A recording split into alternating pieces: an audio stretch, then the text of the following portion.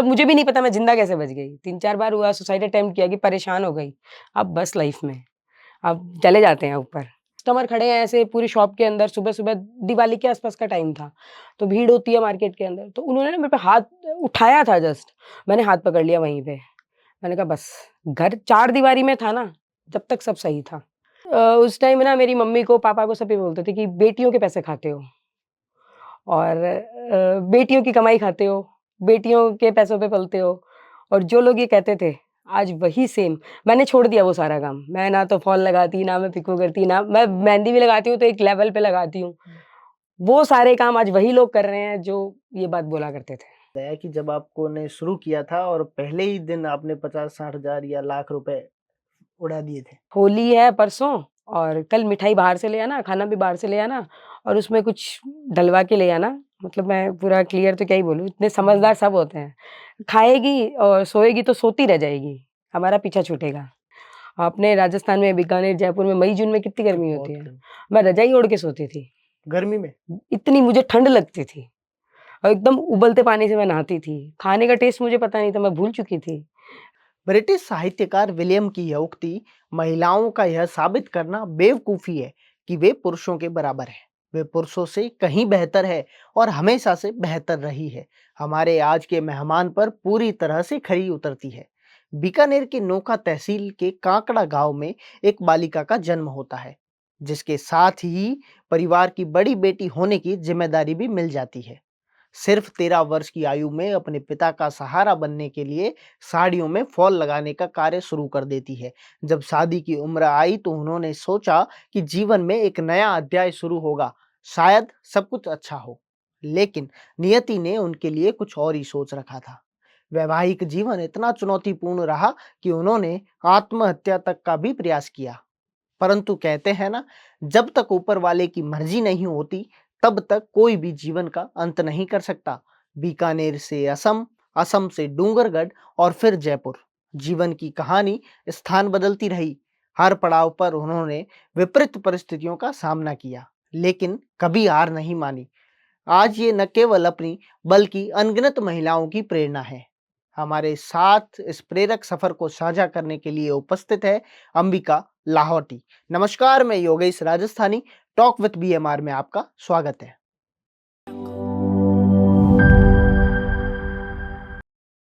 Ambika ji, talk with BMR में आपका बहुत बहुत स्वागत है। Thank you. आपने 13 साल की उम्र में फॉल लगाने से अपना काम शुरू किया जी, और उसके बाद अभी आप फिलहाल ट्रेडिंग कर रहे हैं। जी। तो ट्रेडिंग का कब मन में आया आपको कि ये काम मैं कर सकती हूँ? एक्चुअल में ट्रेडिंग का जो कीड़ा था ना ये मतलब मैं जब 15-16 साल की थी करीब, तो जोरहाट के अंदर मतलब सिचुएशन ऐसी थी कि मतलब मेरे को जॉब मतलब कुछ भी काम मिल जाए, तो मैं सुबह से शाम तक उस चीज़ में होता था कि काम होना चाहिए। तो हमारे एक मिलने वाले हैं, उन्होंने ऐसे बोला उनका शेयर मार्केट का ऑफ़िस था, तो उन्होंने ऐसे बोला कि तुम मेरे यहाँ पे जॉब कर सकती हो, शेयर मार्केट सवा 9 बजे से साढ़े 3 बजे तक होता है। तो करीब 1800-2000 के एप्रॉक्स उन्होंने मुझे बोला कि हम इतने पैसे देंगे, तो तुम कर सकती हो। तो मैंने कहा ठीक है और सीखने का मुझे बचपन से ही था कि आपके पास जो भी नई अपॉर्च्युनिटी है आप उसको सीखो। तो मैंने वहाँ पे करीब 8-10 महीने जॉब करी थी और वहाँ से मैंने सीखा कि शेयर्स क्या होते हैं, कैसे बाई होता है, कैसे सेल होता है, ये चीज़ें। उसके बाद में फिर कमोडिटी मार्केट एक मेरी लाइफ़ के अंदर भी आया था। तो मुझे वहाँ से ये चीज़ें पता चली कि शेयर मार्केट और कमोडिटी में डिफ़रेंस क्या है। अच्छा। उसके बाद में फिर कुछ टाइम मैंने नेटवर्किंग करी, डायरेक्ट सेलिंग इंडस्ट्री जिसको बोलते हैं। तो वो मैंने नेटवर्क मार्केटिंग जो ऐड चलता है हाँ, वो आजकल। हाँ, वही वाला। हाँ। जो लोग उसको कहते हैं जोड़ने वाला काम, बट जोड़ने वाला नहीं, वहाँ से मैंने बहुत कुछ सीखा और वहाँ से मैंने मेरी लाइफ़ को बिल्कुल डाउन से बहुत टॉप तक लेके गई हूँ। लोग कहते हैं पैसों से। तो शेयर मार्केट और कमोडिटी मार्केट का डिफ़रेंस समझा मैंने कि क्या है डिफ़रेंस, तो वहाँ से मुझे कुछ चीज़ें पता चली, प्रॉफ़िट भी हुआ। बट कहते हैं ना इस इंडस्ट्री में एक ही इंसान टिका रह सकता है जिसको विथड्रॉल लेना आता हो और एक बहुत ऐसा ना सैटिस्फैक्शन हो लाइफ़ में कि मुझे इतने कमाने हैं, इतने हो गए तो वो है। उसके बाद में मैंने डायरेक्ट सेलिंग जो करी थी, डायरेक्ट सेलिंग में भी काफ़ी कुछ अचीव किया और सबसे इम्पोर्टेंट मैंने खुद को अचीव किया वहाँ से, कि मैं ज़ीरो थी, मैं ये बोल सकती हूँ और मैंने वहाँ से खुद को बहुत अपग्रेड किया। लोग मुझे जानते हैं, बात करते हैं, रिस्पेक्ट देते हैं और बहुत जगह मिली और मेरा एक था कि माइक आपके पास होना है, आप माइक पे बोलो, लोग आपको सुनें। तो डायरेक्ट सेलिंग इंडस्ट्री ने मुझे वो चीज़ सिखाई कि कैसे आप बोलते हो तो लोग आपको सुन सकते हैं। उसके बाद में डायरेक्ट सेलिंग में मतलब एक पड़ाव ऐसा आया कि वहाँ से चीज़ें मतलब ऐसा हो गया कि अब इसमें फ्यूचर आपको फ्यूचर देखना ज़रूरी है। तो फ्यूचर कुछ थोड़ा लगा नहीं, तो वहाँ से क्विट किया और फाइनली मतलब इस ट्रेडिंग के अंदर घुसी मैं। तो अब जो काम है वो महाकाल की कृपा है, अच्छा चल रहा है, अच्छा भी लग रहा है, मज़ा भी आ रहा है करके, और काम वो करना चाहिए जिसमें आपको मज़ा आता हो। तो मुझे बहुत सारे लोगों ने इस बीच बोला है कि जॉब कर लो, मतलब जॉब में आपको फिक्स मिलती है, यहाँ रिस्क है। ट्रेडिंग के अंदर ऐसा है कि मतलब अगर एक दिन में आप ऊपर जा सकते हो, तो एक दिन में बिल्कुल नीचे भी आ सकते हो। तो आपकी एक किस्मत भी काम करती है और प्लस आपका सैटिस्फैक्शन लेवल बहुत बड़ा काम करता है यहाँ पर। तो रिस्क से याद आया कि जब आपको ने शुरू किया था और पहले ही दिन आपने 50-60 हज़ार या लाख रुपए उड़ा दिए थे। हाँ, ये एक हुआ था। पहले पहले दिन भी उड़ा और उसके बाद कई सारे अकाउंट उड़े, ऐसा नहीं है। बट वो अकाउंट पर्सनली मेरे नहीं थे, मेरे मतलब जो भी हमारे क्लाइंट्स होते थे उनके थे, और नो डाउट मैं ऑन कैमरा बोल रही हूँ, हमने उनका कभी वो लॉस नहीं होने दिया।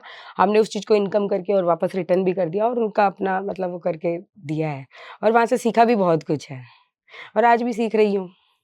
नहीं, आपने स्कूल में भी जॉब की थी? हाँ, स्कूल में मैं जब मेरी एक दौर था, मेरा शादी वाला पार्ट था, उस टाइम मैंने स्कूल में करी थी, तब मुझे ₹1200 मिलते थे। अच्छा। बट मुझे उस टाइम ये होता था कि बस आप किसी तरीके से, कुछ चीज़ें ऐसी हो जाती है कि आप घर में नहीं रह के बाहर रहना चाहते हो, कि आपका माइंड थोड़ा मतलब अलग हो, स्ट्रेस फ्री हो। तो मैं उस चीज़ के लिए 7-8 घंटे के लिए स्कूल में जॉइन किया, वो आपने चीज़ थी। बीकानेर से शुरू किया, बीकानेर से आसाम, आसाम से डूंगरगढ़ और डूंगरगढ़ से अब जयपुर। जी, तो बिल्कुल। बीकानेर से आसाम जाने वाली कहानी क्या रही? क्यों जाना पड़ा बीकानेर से आसाम? वो ऐसा था कि मेरे चाचा की शादी हो गई थी, क्योंकि पहले तो हम मतलब जॉइंट फैमिली, और बेसिकली अपने इधर में सब जॉइंट ही है, बीकानेर, नोखा आप देखो तो। तो मेरे हमारी पूरी फैमिली जॉइंट थी, 30-40 लोग एक साथ रहते थे। मतलब मैंने अपने परदादी जी और लड़-दादी जी तक को देखा है मैंने। अच्छा। मतलब मैं वो जनरेशन हूँ जो मैंने लड़-दादी को देखा है मेरी को। तो मैं 7 या 8 में थी तब, उस टाइम वो एक्सपायर हुए थे। तो उनके साथ मतलब सब कुछ किया, उनका आशीर्वाद मिला है बहुत, और उन्हीं के आशीर्वाद से मैं यहाँ तक हूँ। तो उसके बाद चाचा की शादी हो गई, तो चाची असम चले गए। फिर यहाँ पे मतलब होता है, एक समय होता है जब सब सेट होने लगते हैं। तो हम 3 बहनें और भाई मेरा बहुत छोटा था, मतलब गोद में ही था उस टाइम, और मम्मी हम ही बचे थे फिर। तो फिर पापा ने बोला कि ठीक है, अब जब सब यहाँ हो गए तो गाँव में मतलब तुम भी रह के क्या करोगे? तो फिर हम असम चले गए थे। आसाम में कपड़े का काम था? हाँ, पापा मतलब हमारा वो जो फैमिली बिज़नेस जिसको आप बोल सकते हो, वो पूरा कपड़े का ही, स्टार्टिंग से ही कपड़े का रहा है। बट मतलब माइंड बिज़नेस वाला है, बट अब मैं बिज़नेस में नहीं हूँ, मैं थोड़ी अलग फ़ील्ड में चली गई। काम तो है ही, हाँ, अपना काम काम ही है। अपना वो अपना ही है। बिज़नेस माइंड तो आज भी रहता है, और बड़ियों के अंदर तो बिज़नेस कूट-कूट के भरा होता है, लोग कहते भी हैं। वही कहते हैं बनिए को बिज़नेस ही करना चाहिए। दूसरा वो कर ही नहीं सकता, नौकरी तो वो बिल्कुल नहीं कर सकता। मतलब मुझे याद है, आज से 2 साल पहले तक भी मैं जब ट्रेडिंग में नई-नई घुसी थी ना, तब मुझे मतलब मेरे घर में ही सब कहते थे। इवन मेरी मम्मी भी कहती थी, "तू जॉब कर ले, तुझे एक फिक्स मिलेगा, तेरी लाइफ़ सेट हो जाएगी, तू चीज़ें कर ले।" बट मैं अपने फैसले पे डटी रही, और मुझे बहुत प्राउड है कि मैंने मतलब उस बात को सही भी साबित किया मैंने खुद को, कि मैं यहाँ से मैंने काफ़ी चीज़ें करी है, जो मुझे पता है। अब आपके फाइनल है कि ट्रेडिंग ही करना है और कुछ नहीं करना। हाँ, ट्रेडिंग है, और अब धीरे-धीरे सोशल मीडिया की तरफ कदम बढ़ा रहे हैं। अब बढ़ाना तो मुझे पहले भी था, बट कुछ चीज़ें ऐसी थी कि मतलब मेरा ये मानना है कि आप कोई भी काम करो, तो आपको ना लोग मतलब आपके बारे में बातें ना करें। कुछ हुँ। चीज़ें थी, कुछ आप जैसे बोल, कर्ज जिसको बोल सकते हो आप। तो मेरे को ये था कि ये चीज़ें क्लियर हो जाए, उसके बाद मैं सोशल मीडिया में आऊँ, ताकि मुझे लोग, क्योंकि ये काम है, ये आप भी जानते हो, आप काम कर रहे हो तो। बट लोगों के माइंड में ये होता है कि ये घूम रहे हैं, ये फिर रहे हैं, फिर वो बातें नहीं बोले। वो लोगों को फिर लगता है कि हमारे तो पैसे हमारे बाकी पैसे है पड़े और हैं ये और मज़े ले खुद, रहे हैं। हाँ, तो मुझे वो नहीं करना था। तो अब चीज़ें धीरे-धीरे नॉर्मल हो रही है, थोड़ा बहुत कुछ है तो मुझे पता है, उतना तो मैनेज हो जाता है। जब वहाँ से यहाँ पहुँच गए तो अब बड़ी बात नहीं है। आपने ऋण की बात ही कर ली तो हमने जब आपके बारे में पता किया तो पता चला कि घर से जब आप आसाम गए तो आपको एक बड़ा गिफ्ट भी मिला था 35 लाख हाँ, रुपए वो के। कुछ था, कर्ज-वर्ज था, वो बात हुई थी उसके बारे में जोश टॉक पे, और मैं आपके कैमरे के माध्यम से, आपके प्लेटफ़ॉर्म के माध्यम से ये बताती हूँ कि उस चीज़ को लेके थोड़ी-सी मतलब कंट्रोवर्सी आई थी हमारी। मतलब कंट्रोवर्सी आपको कोई बाहर वाला नहीं करता, मैं ये मानती हूँ। अगर आपको ऊपर चढ़ाने का काम बाहर वाला कर सकता है, लेकिन आपको नीचे गिराने का काम आपके आस-पास के जो होते हैं ना, घर के जिसको बेसिकली आप बोल सकते हो, तो वही करते हैं। तो इस बात का प्रूफ था, तभी मैंने इतने बड़े प्लेटफॉर्म पे बोला और आज भी रखा है और मैं आजीवन उसको संभाल के रखूंगी। पहले तो मतलब वो लिखा पढ़ी चलती थी, आज हाँ। तो मेल्स का जमाना है, तो एक जगह नहीं 10 जगह पे है, 100 जगह पे है और मैं जितनी भी बात कर रही हूँ हर बात का प्रूफ है। बिना प्रूफ के मैं सोशल मीडिया पे आऊंगी भी नहीं और मुझे कभी इस चीज का हिस्सा भी नहीं बनना है। अब उतर गया? क्योंकि उस वीडियो में आपने कहा था थोड़ा बहुत कि बचा है बस, 5-7% थोड़ा बचा है। बहुत बचा है, वही कह रही हूँ ना भाई, मुझे अब पता है मुझे कि मतलब जिसका अगर बचा भी है तो मुझे पता है कि वो मेरे लिए क्या है या उनका मेरा रिलेशन क्या है, तो इसीलिए तो अब मैं सोशल मीडिया पे आ गई। आपने उस वीडियो में एक बात कही कि ताने आपको घरवाले ही देते हैं, बाहर वाला कुछ नहीं कहता। 100% सच्चाई है। 100 क्या, मैं क्या कहती हूँ, 10,000% सच्चाई है। आप कहीं पे भी किसी भी फील्ड में चले जाओ, आपको पीछे खींचने वाले आपके या तो मतलब हियर एंड नियर ही होंगे। पड़ोसी है या आपके दोस्त है ना, उनको खुशी होती है। मतलब हमारे जो पड़ोसी है, तो मैं जो स्ट्रोक में मैं पहुँची तो लोगों को खुशी हुई, उन्होंने मुझे बधाइयाँ दी। लेकिन अब वही है ना, जिसको आपकी सक्सेस हज़म नहीं होती, वो आपको फिर वो फिर देखते हैं ये गालियाँ यहाँ ही तक देंगे। क्यों चले गए। क्यों, कैसे पहुँच गए? ये नहीं होना था। तो ये मैं एक इसमें एक चीज़ ऐड करना चाहूँगी कि मैं जब हम जुराट थे ना, तो मैं मतलब पहले सिलाई, मेहंदी मतलब मजबूरी इंसान से सब करवाती है। तो हमने 4-5 रुपए में फॉल पिको भी किए, 20, 30, 50 रुपए में मेहंदी लगाई मैंने। आज तो खाली मैं ब्राइड्स एंड ग्रूम्स के लगाती हूँ। उस टाइम मजबूरी थी और उस टाइम ना मेरी मम्मी को, पापा को सभी बोलते थे कि बेटियों के पैसे खाते हो और बेटियों की कमाई खाते हो, बेटियों के पैसों पे पलते हो। और जो लोग ये कहते थे, आज वही सेम मैंने छोड़ दिया वो सारा काम। मैं ना तो फॉल लगाती, ना मैं पिको करती, ना मैं मेहंदी भी लगाती हूँ तो एक लेवल पे लगाती हूँ। वो सारे काम आज वही लोग कर रहे हैं जो ये बात बोला करते थे। तो हाँ, ये काम कोई छोटा-बड़ा थोड़ी होता है, आपको कुछ भी काम नहीं, करना है बस। काम करना है। आज भी मुझे मुझे आज भी कुछ भी काम करने का मौका मिले मैं करती हूँ। तो कहते हैं ना, यूनिवर्स है, आप जो दोगे ना मल्टीपल होके आपको मिलता है। ये एकदम मैं लिख के दे सकती हूँ, गारंटी है। आप अच्छा दोगे ना तो अच्छा मिलेगा, बुरा दोगे तो बुरा मिलेगा। और मेरी लाइफ का एक रूल है कि मैं कोई भी काम करती हूँ, मैंने अगर किसी को पानी भी पिलाया ना, तो मैं ये सोच के पिलाती हूँ कि मुझे अगले जन्म में मुझे मिलेगा, तो इसमें मेरा ही फ़ायदा है। तो मैं उसका सोच के अच्छा नहीं कर रही, मैं मेरा सोच के अच्छा कर रही हूँ। ये तो बहुत ही बढ़िया है, आप फ्यूचर से भी अगले जन्म तक की प्लानिंग लेके चल रहे हैं। तो भैया के साथ अच्छा किया है या इनको किसी चीज़ की ज़रूरत है, तो मैंने अगर भगवान ने मुझे इस काबिल बनाया है तभी तो ये हुआ है ना। तो अगर मैंने इनको किया है, तो वो इनसे ज़्यादा मुझे ये है कि मुझे खुद को रिटर्न मिलेगा और मुझे मल्टीपल होके मिलेगा। मैं अगर बुरा करूँगी तो मेरा दिल तो जानता है ना, कि मैं हाँ, बुरा कर रही हूँ और अच्छा कर रही हूँ तो मुझे सैटिस्फैक्शन है। इसका मतलब मैंने सही किया है। खुद को तो पता होता ही है कि हम क्या कर रहे हैं। दुनिया को नहीं पता, आप चोरी कर रहे हो किसी को थोड़ी पता है। आपका दिल जानता है आप क्या कर रहे हो। तो ये रूल है मेरी लाइफ़ का। मैं ये सोच के करती हूँ कि मैंने अपने लिए किया है, मैंने किसी और के लिए नहीं किया है। आप इसी ऋण के चक्कर में वहाँ पहुँचे थे, ऋण मुक्तेश्वर महादेव। हाँ, बिल्कुल। 1.5 साल पहले मतलब बाबा महाकाल की कृपा तो बहुत ज़्यादा है, इतनी ज़्यादा है कि मैं बता भी नहीं सकती। लोग बरसों तक उज्जैन नहीं जा पाते, महाकाल के दर्शन नहीं होते और मुझे बाबा ने अपने मतलब वो शिवलिंग को टच करवाया है और ऐसा होता है हर 1.5 महीना, 2 महीना, कई बार ऐसा होता है कि महीने में 2 बार भी बुला लेते हैं अरे वाह! और मुझे भी नहीं पता मैं कैसे पहुँच जाती हूँ। तो वहाँ से मतलब थोड़ा-सा धार्मिक में मुझे ज़्यादा इंटरेस्ट है कि आप दूसरी चीज़ों में जाते हो, इससे अच्छा इसमें जाओ। तो वहाँ से मुझे पता चला ऋण मुक्तेश्वर के बारे में। मतलब मैं कथा सुनती थी, मतलब ऐसे शिव पुराण जो आती है वो। तो मुझे है ना, अंदर से मैंने अगर किसी मंदिर के बारे में जाना है तो मुझे ये होता है कि अब जाके देखो क्या है वो। तो सबसे पहले तो जाके जो श्रद्धा थी हमारी, हमने वही चीज़ें चढ़ा दी, पीले चावल, पीली चीज़ें चढ़ती है वहाँ पे, चने की अच्छा, दाल, अच्छा। पीला कपड़ा या सोने का, जो भी आपकी श्रद्धा है, ऐसा नहीं है वहाँ पे कुछ। वो चढ़ाया, वहाँ से मुझे इफ़ेक्ट मिला। फिर महाकाल ने ऐसा चमत्कार किया कि हर 2-3 महीने में या 1 महीने में या महीने में 2 बार मैं गई, मुझे पता ही नहीं है मैं साल में कितनी बार जाती वो हूँ। पीली चीज़ें अभी भी उसी कारण चलती है कि उन्होंने वो सोने का वो बैल के लिए जो कहानी हाँ, चलती राजा हरिश्चंद्र को ना एक गैंडे के समान भार जितना सोना मतलब ऋण हो गया था। उनकी बीवी बच्चे सब उनसे मतलब ले लिए थे। तो उन्होंने शिव जी की पूजा करी और वहाँ पे जो मंदिर है वो बिल्कुल मतलब पेड़ जो है ना, पेड़ है और उसके बीच में ऐसे बना हुआ है। मतलब बहुत अलग ही वो प्राकृतिक है। है? अच्छा, आप उसको जब जाओगे तो मेरी बातों से नहीं, आप अपने फ़ील कर सकते हो उस चीज़ को। शब्दों में तो कोई वो है ही नहीं। तो उन्होंने शिव जी की पूजा करी, शिव जी मतलब कथा में बताते हैं कि शिव जी प्रसन्न हुए और वहाँ से ऋण मुक्त किया उनको।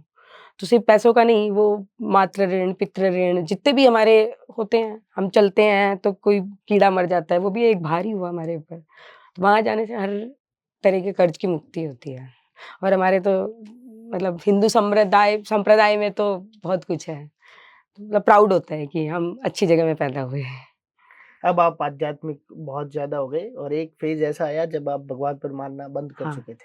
मतलब मैं नहीं मानती थी, समय आया, समय सब कुछ बदल देता है। तो कई सारे मतलब हमारे मेरे मम्मी-पापा ने मुझे, हम 4 भाई-बहन हैं, 3 बहनें-भाई हैं। हम लोगों को हमेशा से ना सावन में 1 महीना पूजा करना, 4 बजे उठाना, वो पूरी पूजा की तैयारी करना, सारी चीज़ें हमें बचपन से सिखाई गई है। हम वही करते थे, बट फ़ेज़ आया एक ऐसा लाइफ़ में कि नहीं भगवान ये क्या किया? बट आज इतना करती हूँ कि थैंक यू भगवान, एक लाइफ़ में शादी या इस तरीके का जो फ़ेज़ होता है ना, वही सब कुछ नहीं होता है। आपकी लाइफ़ आपके हाथ में है, आपके कंट्रोल में है। आप उसको कैसे जीते हो, क्या करते हो, वो सब कुछ आपके हाथ में होता है उसका।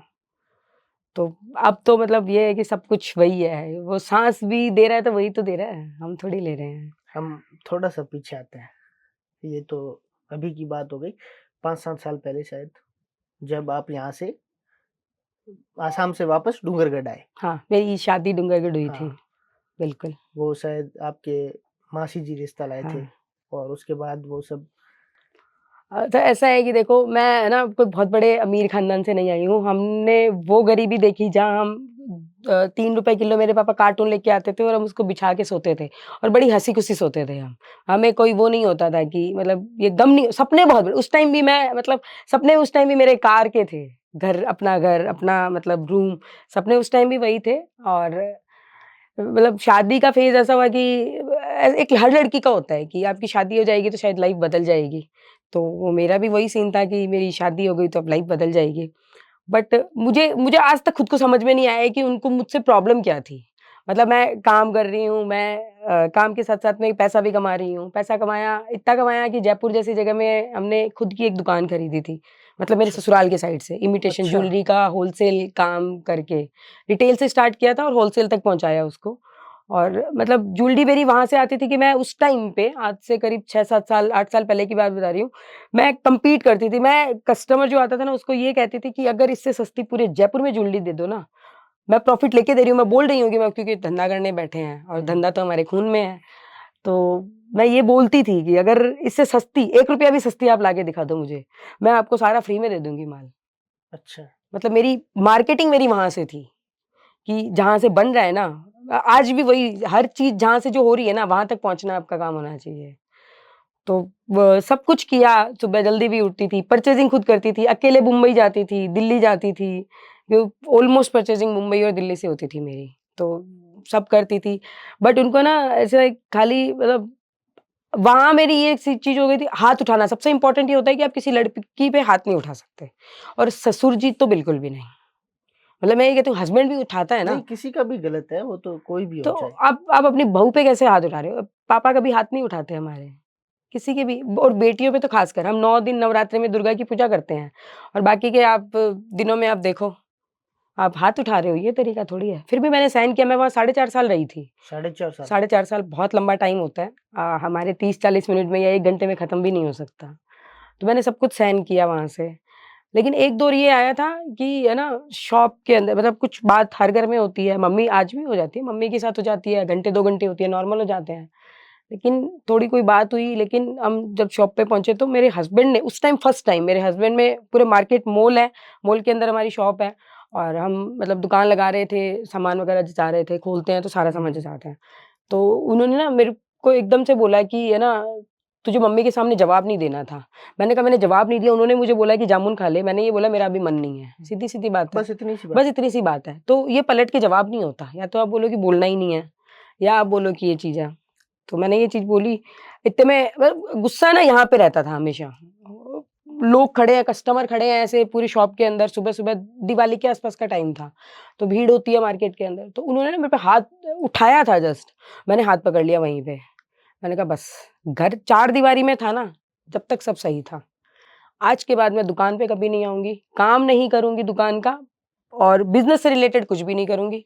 आप जानो आपकी दुकान जाने, मैं घर में रहूँगी, टीवी देखूँगी, एक हाउसवाइफ़ की तरह रहूँगी। खाना बनाऊँगी बढ़िया, जो बोलोगे बना के दूँगी। बोला ठीक है, उस टाइम तो एक मेल ईगो बहुत था, हुँ, मतलब बुरा मत मानिए, मेल ईगो बहुत खतरनाक नहीं, चीज़ नहीं होती वो है। सही है। ये सच है एकदम।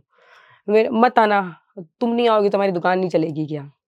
और सच में मैं 15 दिन नहीं गई थी और दुकान में कस्टमर आते थे और बोलते थे भाभी जी कहाँ हैं? नहीं है तो हम भाभी जी आएँगे जब भी माल लेंगे। अच्छा। मतलब आपका बिहेव बहुत मैटर करता है, आप किसी भी दुकान पे जाते हो तो। आदमी पैसा ज़्यादा दे देता है बिहेव के चक्कर में, हाँ, कस्टमर से कैसे आप कनेक्ट कर पाते हो वो ज़्यादा ज़रूरी है। वो इम्पोर्टेंट रोल है। तो वो दिन था, अब उनको तो पैसे वाली चाहिए थी। अब कमा के तो मैं घर में रह रही हूँ, तो उनसे वो सहन नहीं हुआ। फिर मैंने कहा मैं दुकान में काम नहीं करूँगी, मैं कहीं पे भी काम कर लूँगी। मैंने होंडा के शोरूम में भी काम किया है, अच्छा। तो बहुत सारे काम किया है। कई सारी चीज़ें हैं जहाँ का एक्सपीरियंसेस है। तो होंडा का वर्कशॉप था, पहले शोरूम में थी, फिर वर्कशॉप में शिफ्ट कर दिया था काम को देख के। तो वहाँ से मुझे जो सैलरी मिलती थी, मैं मतलब उसमें मैं थी कि मुझे पैसे आने चाहिए। मुझे ये होता था कि मैं घर से बाहर कैसे रहूँ? मतलब एक एक टाइम होता है जब आप दम घुटने लग जाता है आपका। और मेरे को खाने-पीने का भी कुछ पता नहीं होता था। मैं फिनेक प्लस लेती थी खाली, सुबह, दोपहर, शाम। मतलब अब ये अभी एसी चल रही है या मौसम है, मुझे फ़ील होता है कि गर्मी लग रही है, सर्दी लग रही है। अपने राजस्थान में, बीकानेर, जयपुर में मई-जून में कितनी तो गर्मी होती बहुत है। गर्मी मैं रज़ाई ओढ़ के सोती थी। गर्मी में? इतनी मुझे ठंड लगती थी और एकदम उबलते पानी से मैं नहाती थी। खाने का टेस्ट मुझे पता नहीं था, मैं भूल चुकी थी। क्योंकि मैंने 3 साल रेगुलर मैंने मतलब मुझे भी नहीं पता मैं ज़िंदा कैसे बच गई। 3-4 बार हुआ सुसाइड अटेम्प्ट किया कि परेशान हो गई। अब बस लाइफ़ में, अब चले जाते हैं ऊपर। जो बात है ये ससुराल की है या वहीं ससुराल वहीं से वापस आने के बाद? वापस आने के बाद तो कोई बात ही नहीं है। वहाँ से आने के बाद तो मैं यहाँ पहुँच गई, तो वो वहाँ चीज़ ऐसा है। होता था कि गर्मियों में ओढ़ के सोना और गर्म पानी नहीं, से नहाना? मैं मम्मी के पास आने के बाद में भी 3-4 महीने तक करीब मेरे साथ यही रहा। मैं पूरी तरीके से डिप्रेशन में थी। अ, उस टाइम डायरेक्ट सेलिंग जैसे मैंने बताया डायरेक्ट सेलिंग, उस टाइम डायरेक्ट सेलिंग मेरी ज़िंदगी में आया। तो मेरी छोटी बहन है, वो उसने मुझे बहुत बोला कि दीदी वेस्टीज जॉइन कर लो। वो मतलब हमारे कज़न भैया हैं, उनके साथ करती थी।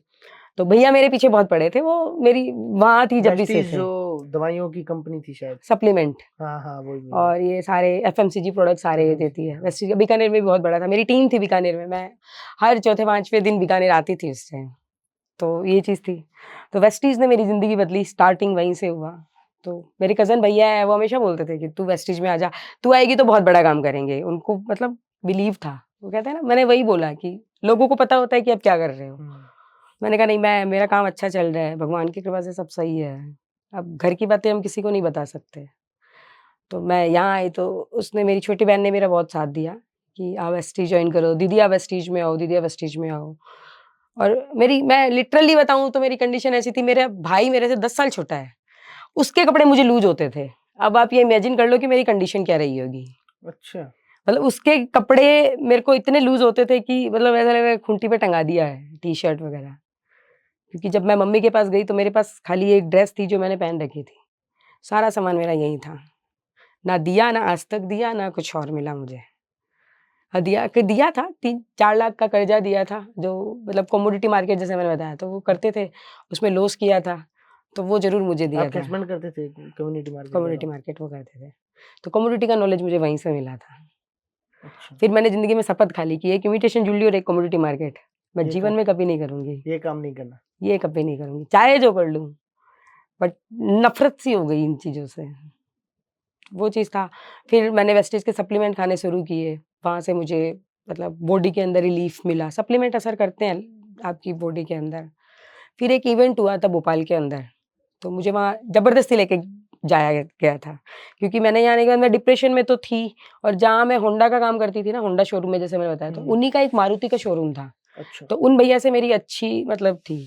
तो उनको कुछ चीज़ें पता थी कि इसकी लाइफ़ में ऐसे-ऐसे हो रहा है। तो मैंने उनसे बात करी, मैंने कहा भैया जॉब है क्या कहीं कुछ? कितने भी पैसे दो, मेरे मेरे को ऐसा होता है उस टाइम लिटरली मेरे को पैसे दो या मत दो यार आप। बस घर से मुझे बाहर काम जाना पे है, रख लो कहीं आप काम तो। ताकि मुझे काम पे रख लो, लोगों से मिल लूँ, नहीं भी मिलूँ तो मैं काम कर लूँ। मतलब मेरे को ये होता था। तो उन्होंने बोला ठीक है मारुति में आ जाओ तुम, मारुति में अच्छी जगह है। मैंने ठीक है। 6 महीने मैंने मारुति में किया। फिर वेस्टीज़ तो चल रहा था, तो उस टाइम जो मेरे कज़न भैया हैं, उन्होंने मेरे को ज़बरदस्ती भोपाल के अंदर एक इवेंट हुआ था 2 दिन का, मतलब अच्छा। 2 नाइट स्टे का था, 3 डेज़ का था। मुझे बोला चल, मैं पैसे नहीं थे मेरे पास, मैंने कहा मैं नहीं जा सकती, मेरे पास पैसे भी नहीं है और अभी तो स्टार्टिंग भी नहीं हुई है अर्निंग, तो अभी तो लगे हैं। तो उनके भी सीनियर थे, मैं लिटरली मतलब बहुत थैंक यू करती हूँ भगवान का, बहुत सारे ऐसे लोग हैं जीवन के अंदर जिन्होंने कभी पैसों को तवज्जो नहीं दिया मेरी लाइफ़ में। उन्होंने ये बोला कि तू कर, तू आगे बढ़, हम खड़े हैं, तुझे टेंशन लेने की ज़रूरत नहीं है। तो उस टाइम मतलब उन्होंने ऐसा करा कि इतने सारे लोग आ रहे हैं तो तुम्हारी एक की टिकट हम ऐसे एडजस्ट कर लेंगे। कॉम्प्लीमेंट्री कर देंगे। तो मेरी टिकट के पैसे भी नहीं लिए उन्होंने। अच्छा। मतलब करीब 2,500 या 3,000 अप्रोक्स कुछ होता था। रहना, खाना सब वहीं था। तो मैं थैंक यू हमेशा करती हूँ। तो वो जो इवेंट था ना, वहाँ एसी चल रही थी और मुझ जैसी लड़की को एसी तो बहुत दूर-दूर की बात है। पंखा नहीं सुहा था, उसको एसी कहाँ से होगी? मेरी तबीयत बहुत बिगड़ गई वहाँ पे रात को एसी भोपाल में, में। भोपाल में। हुँ। पहुँच तो गई थी, बट तबीयत बहुत बिगड़ गई। इतनी बिगड़ गई कि वो एक वेस्टिज का ड्रेस कोड है ब्लेज़र, अब 4-5 ब्लेज़र पहना दिए बट मेरी ठंड कम नहीं हो रही, रज़ाई उड़ा दी, डॉक्टर आ गए, सारा कुछ हो गया। फिर सीनियर थे एक, तो उन्होंने बोला कि तुम हमारे यहाँ पे जो गेस्ट चेयर होती है, उस पे तुम लेट जाओ और तुम खाली देखो। मुझे कसम से बता रही हूँ, मुझे उस दिन कुछ भी समझ में नहीं आया कि क्या बोल रहे हैं, क्या कंपनी है, क्या काम है, क्या है, कुछ नहीं। मुझे एक चीज़ पता चली खाली कि ये माइक मेरे हाथ में होना चाहिए और ये जो मेरी कहानी है ना, इसको अलग से करके दिखाना और यहाँ पे खड़े होना है बस। बस ये माइक पे एक चीज़ बोलना है, समझ में आई। सामने सुनने वाला होना चाहिए। सामने ये जो 100-200 लोगों की भीड़ बैठी है ना, ये मेरी बात सुने और क्लैप करे। बस ये एक चीज़ समझ आई थी उस दिन। और ये अब वापस संभव हुआ जोश टॉक में। धीरे-धीरे, धीरे-धीरे बढ़ रहे हैं, कदम बाई कदम होता है। स्टेप चलते जाओ और भगवान का साथ मिलता जाता है। जैसे मैंने बोला कि आप अपने लिए अच्छा करो, किसी और के लिए मत करो। आप 4.5 साल वहाँ रहे और जैसा मुझे पता चला कि 2-4 दिन में ही प्रॉब्लम्स होनी शुरू हो गई थी। हाँ, तो फिर आपने वो 4.5 साल निकाले कैसे? क्योंकि वो जो मैंने सुना कि भई तीसरे या चौथे दिन ही कोई कॉल आया था और उससे ही मासी का सब कॉल आया था मेरी और का। वहीं से वो प्रॉब्लम हाँ। शुरू हो गई थी। तो इतना लंबा समय वहाँ 4.5 साल। ऐसा है सर कि अपने ना जब परिवार में मतलब आपके पापा या आपकी फैमिली में ना पैसे नहीं होते ना, तो किसी के पास भी आप देख लो, पैसे है ना तो इज़्ज़त है।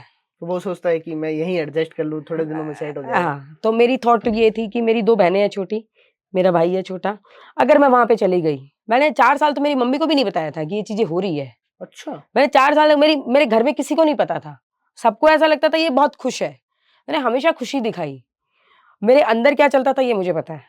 बट मैंने हमेशा खुशी दिखाई और उस टाइम के जितने भी मतलब जो होता था लोग कहते हैं कि इज़ ये मतलब तुम बनावटी बोल रहे हो। तो मेरे पास उस टाइम की चीज़ों के प्रूफ्स रखे हुए हैं। मैं इतनी तो समझ मुझ में आ गई थी कि बिना सबूत के आप पे कोई यकीन नहीं करता। तो 4 करीब 4 साल मैंने मम्मी को नहीं बताए।